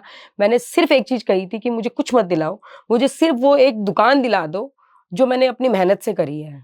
मेहनत तो पूरी मेरी है ना उसमें, तो मुझे वो सिर्फ़ जो दुकान है, वो उनकी मम्मी के नाम से रजिस्टर्ड है, वो मेरे नाम से करवा दो। मेरे लिए मेरी आजीवन रोटी बन जाएगी, मुझे किसी के ऊपर डिपेंड होने की ज़रूरत नहीं पड़ेगी। तो जो हमारे पूजनीय मैं आदरणीय, पूजनीय सब कुछ वर्ड यूज़ कर सकते थे, उन्होंने 25-30 लोग खड़े हैं यूँ और मेरे को सामने बोल रहे हैं कि तुझे एलिमनी क्या चाहिए? तूने और तुम्हारे बाप ने कभी 30-40 लाख रुपए सपने में भी देखे हैं क्या? कार के लिए तो आपको बहुत सारी शुभकामनाएँ। हम चाहते हैं कि थैंक हम यू। आशा करते हैं कि बहुत जल्दी आप नई कार लेके आएँ और हमें भी मिठाई वगैरह खिला ही देना। बिल्कुल, और बिल्कुल। अगर यहाँ नहीं आना हो तो पहुँचवा नहीं, भी नहीं, देना हमारे बीकानेर को। तो बिल्कुल मतलब यहाँ से बहुत सारी चीज़ें जुड़ी है, हर गली अभी नहीं, मैं कभी आ रही अगर थी नहीं आना हो तो आप पहुँचा देना, कोई दिक्कत बिल्कुल, नहीं है। बिल्कुल, बिल्कुल। मैं आ रही थी तभी भी मैं मतलब वही बात कर रही थी कि ये एक जगह थी जहाँ से मैं डेली निकला करती थी, जस्सू सर गेट और ये चीज़ें आपकी ज़िंदगी से नहीं जा सकते वो चीज़ें। अच्छा तो फिर भी लोग भूल जाते हैं, बुरा नहीं भूला जाता, हुँ, वो पहले याद रहता है। अच्छा तो लोग कभी भी भूल याद ही जाते हैं। नहीं रखते, आपने अच्छा किया है, वो 10 बार आप याद भी दिलाओगे तो भी भूल जाएँगे, हाँ, 10 काम अच्छे और 1 काम बुरा हो जाए तो वो एक बुरा वाला याद रहता है, 10 तो पानी भूल फिर ही जाते जाते हैं। हैं। मेरा अंतिम प्रश्न आपसे यही रहेगा कि आपके जीवन में बहुत सारे उतार-चढ़ाव रहे और आप बहुत जगह घूम के अब वापस सेटल हुए हैं जयपुर में। तो और ऐसे बहुत सी लड़कियां हैं या जो इस स्थिति से गुजर रही है, अभी भी कहीं ना कुछ हो रहा होगा जब हम यहाँ बैठ के बात कर रहे हैं। बिल्कुल। इस टाइम भी कोई ना कोई घर ऐसा होगा जहाँ पर वो सेम घटनाएं घट रही होगी जो कभी आपके साथ घटी है। आप उनको क्या मैसेज देना चाहेंगे? मेरे को ना मैसेज एक है बस, मैंने सीखा बहुत कुछ है उस लाइफ से और मैं ना मतलब जितनी भी हमने बात करी है ना उसमें मतलब ऐसा होता है कि आदमी ना जब यहाँ मतलब किसी जगह पे बात बैठ के बात कर रहा होता है, तो ना सामने जो वीडियो देख रहा होता है ना उसको ये लगता है कि यार ये सब है ना बोलना बहुत आसान है। ये मतलब मैं भी पहले यही मतलब मैं अपनी बता रही हूँ, मैं भी ये कहती थी कोई बोल रहा है तो बोलना बहुत आसान है। जब पहुँचते हो, जब करते हो तो पता चलता है। तो वो सेम चीज़ मैं यही बोलूँगी कि ये सच में आसान नहीं होता है बोलना। यहाँ तक पहुँचने के लिए मेरे कम से कम 7-8 साल मैंने अपनी ज़िंदगी के दिए हैं और 8 साल बहुत लंबा टाइम होता है। मतलब काफ़ी लंबा टाइम है, मैं ये मानती हूँ, छोटा-सा टाइम नहीं है 8 साल आपकी ज़िंदगी के। तो मैं उनको मैसेज ये देती हूँ कि मतलब सबसे पहले तो ना हम ये जो सोचते हैं कि हमारे भाई है, बहन है या रिश्तेदार है या परिवार है, आप ना उसमें से पहले से छँटनी कर लो। कौन आपके साथ खड़ा है, कौन आपके खिलाफ खड़ा है। कौन सही में आपके साथ है? सही में जो खड़े होने हाँ, का हाँ, मतलब तो वही है ना कि आप कौन छँटनी कर लो सही उसमें में से। आपके साथ है और कौन केवल दिखावे के लिए है? दिखावे के लिए। हाँ, दिखावे के लिए तो खून के रिश्ते ऐसे-ऐसे हैं, जो मैं लिटरली बताऊँ तो बीच में एक बात बता देती हूँ कि मेरा जब डाइवोर्स की बात चल रही थी ना, तो कुछ ऐसे लोग जो हमारे घर के, मेरे हस्बैंड को फ़ोन करके बोल रहे हैं कि पापा के लिए कि गणेश ने पैसे तो नहीं ले रखे आपसे? अगर ले रखे हैं तो हम दिला देते हैं। अच्छा। मतलब ये लाइन मुझे याद आ गई बीच में। आप सोचो आपके खुद के खून के रिश्ते और आपकी खुद के घर की बहन-बेटी को छोड़ के आप उस इंसान से मैं ये कहती हूँ मैं अगर वहाँ हूँ, थप्पड़ लगाओ 2 खींच के उसको। ऐसा चमाट मारो कि दोबारा वो सोच के हिम्मत ना करे। तो पहले तो ऐसे रिश्तेदारों से मेरी रिक्वेस्ट है कि अगर कोई ऐसी परिस्थिति में है ना, तो आप उसका साथ नहीं दे सकते, आप चुप बैठ जाओ। आप अच्छा कर नहीं सकते, साथ नहीं दे सकते, चुप रहो ना अपने, न्यूट्रल रहो आप, कुछ बोलो ही मत उनके लिए। और जो ऐसा सहते हैं, उनके लिए ऐसा है कि सबसे पहले अपना स्टैंड लो, अपने लिए सोचो। हर हाल में अपने आप अगर आप सही हो ना, तो आप एक दिन सच में सही प्रूफ होगे। ये सच है। मैंने ट्रेडिंग शुरू करी थी तो मुझे बहुत सारे लोगों ने बोला था मत करो, जॉब कर लो, ये है, वो है, लॉसेस है, ऐसे वैसे फलाना-ढिमकाना बहुत सारी बातें थी। मुझे पता था मैं क्या कर रही हूँ, सही जा रही हूँ, मैं लॉस नहीं कर रही हूँ, मुझे लॉस और रिस्क और प्रॉफिट का डिफरेंस पता है मुझे। उस फैसले पे खड़ी थी, जो लोग ये कहते थे आज वही लोग मेरे साथ खड़े हैं। वो कहते हैं कि हमें बताओ, हमें सिखाओ, हम कैसे कर सकते हैं। तो अगर आप सही कर रहे हो, तो फिर आपको आपका दिल जानता है आप सही कर रहे हो या गलत कर रहे हो। तो डटे रहो, खड़े रहो और लड़ो। ऐसे इंसानों के सामने झुको तो मत क्योंकि मेरे टाइम में ना ये सोशल मीडिया और ये जो कैमरेज़, नेट ये नहीं था। मुझे तो पता ही नहीं था ये कुछ। आज के टाइम में तो बहुत कुछ है। दादा हो रहा है, केस मार दो ना, क्या ही फ़र्क पड़ता है। और अगर आप सही हो ना, तो सच में जीत आपकी होगी। ये तो कन्फर्म है, भगवान भी आपका साथ देता है और आप अगर भगवान को नहीं मानते हो ना, तो मेरी तरह मानने लग जाओगे और इतने मानने लग जाओगे कि महाकाल आपको 2-3 महीने में क्या 1-1 महीने में 2-2 बार बुला लेंगे। मैं हमेशा बोलती हूँ, मैं जाती नहीं हूँ, मुझे वो बुलावा भेजते हैं तब मैं उनके पास जाती हूँ। मेरी तो औकात भी नहीं है। बट मुझे एक चीज़ हमेशा याद रहती है और मैं हमेशा याद रखती हूँ कि कुछ भी कर रहे हो, ये सोच के करो कि खुद का अच्छा कर रहे हैं। तब आप किसी का अच्छा आपने अगर किसी को अगर 1 प्लेट रोटी दे दी, 1 प्लेट खाना दे दिया, फिर आप उसको 4 जगह बोलो कि मैंने उसको खाना खिलाया, मैंने उसको खाना खिलाया। मैं ऐसी चीज़ें करती हूँ ना, मैं कभी फ़ोटो भी नहीं लेती, क्योंकि वो मुझे पता है अगर फ़ोटो ले ली ना, तो कहीं न कहीं डलेगी और डलेगी तो फिर वो चीज़ हो जाएगी कि आपने क्या किया है? वो दिखावे के लिए कर रहे हैं। दिखा दिया ना। मैं जो करती हूँ ये चीज़ें मैं जो भी करती हूँ या भगवान से रिलेटेड जो भी करती हूँ, मेरे बहुत कम फ़ोटोज़ या वीडियोज़ होंगे। या है तो भी मैं मतलब मैं पहले तो मुझे ये था कि ब्लड डोनेट करने का मुझे बहुत शौक था, तो पहले-पहले मैं फ़ोटो ले लेती थी। मैं ब्लड डोनेट अभी भी करती हूँ। बेसिकली लेडीज़ में हीमोग्लोबिन ही नहीं होता है, हाँ। लेकिन मुझे पता है उसकी कीमत मतलब मैंने जानी है।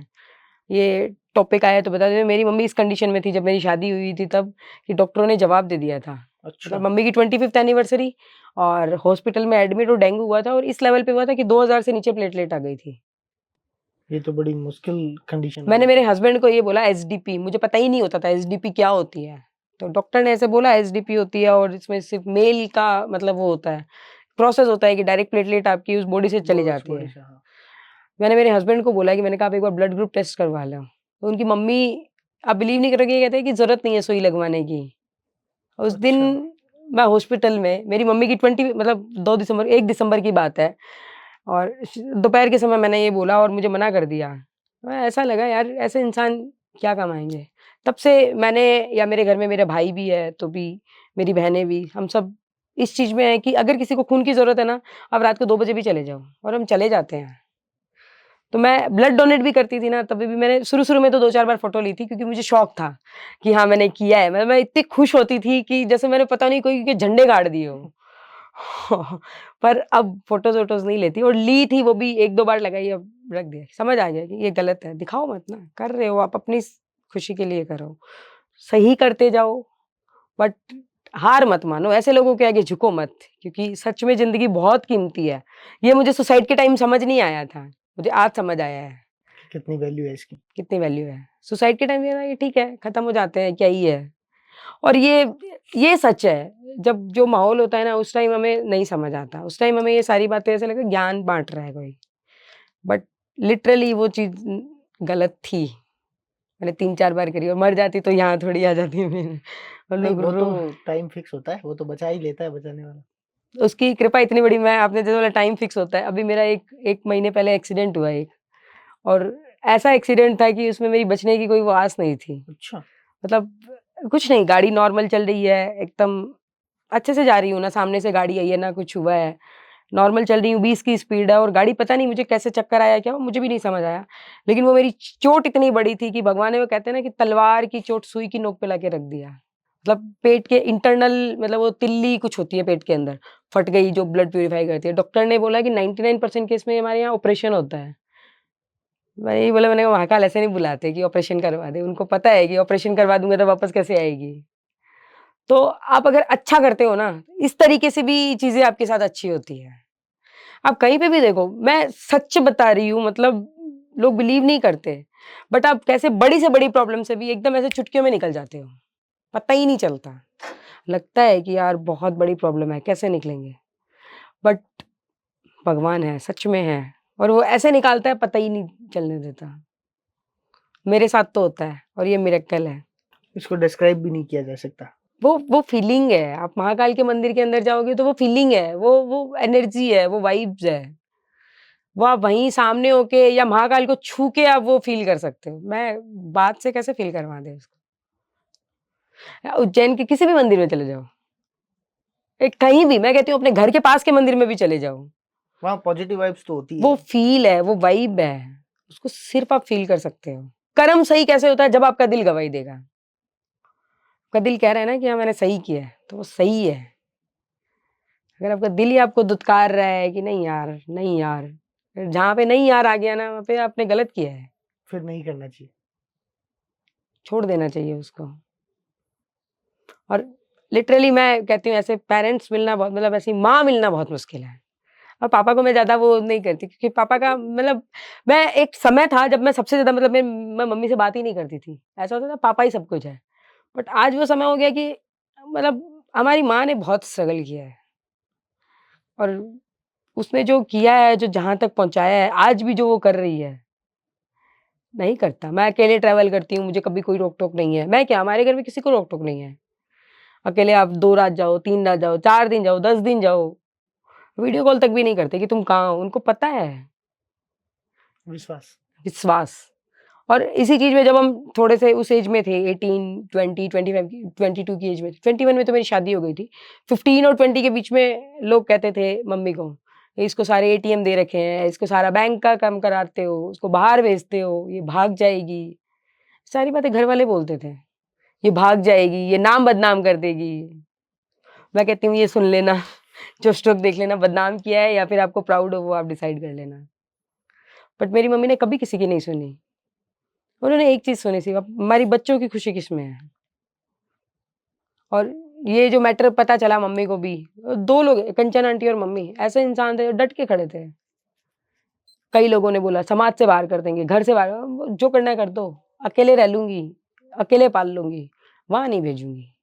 मैं कहती हूँ ऐसी माँ मुश्किल ही नहीं, नामुमकिन है मिलना। ये सच है। खैर मैं ये नहीं कह रही माएँ सबकी अच्छी होती है, लेकिन थोड़ा-सा माँओं को भी समझना पड़ता है बच्चे क्या चाह रहे हैं। तो 2 चीज़ें मिलके, क्योंकि उनकी जनरेशन अलग थी, हमारी जनरेशन अलग है, अब जनरेशन अलग आ रही बहुत है। फ़र्क आ गया। बट मेरी मम्मी तो वो है कि जो हर टाइम समय के साथ बदल जाती है। सिखाओ तो सब सीख जाते हैं। थोड़ा वो सीखते हैं, थोड़ा हम उनसे सीखते हैं। मुझे पूरी उम्मीद है कि हमारी इस आज की बातचीत से बहुत लोगों को प्रेरणा मिलेगी और आपको फ्यूचर के लिए ढेर सारी शुभकामनाएँ। Thank you. बहुत-बहुत धन्यवाद कि आप हमारे यहाँ पधारे। Thank you so much sir.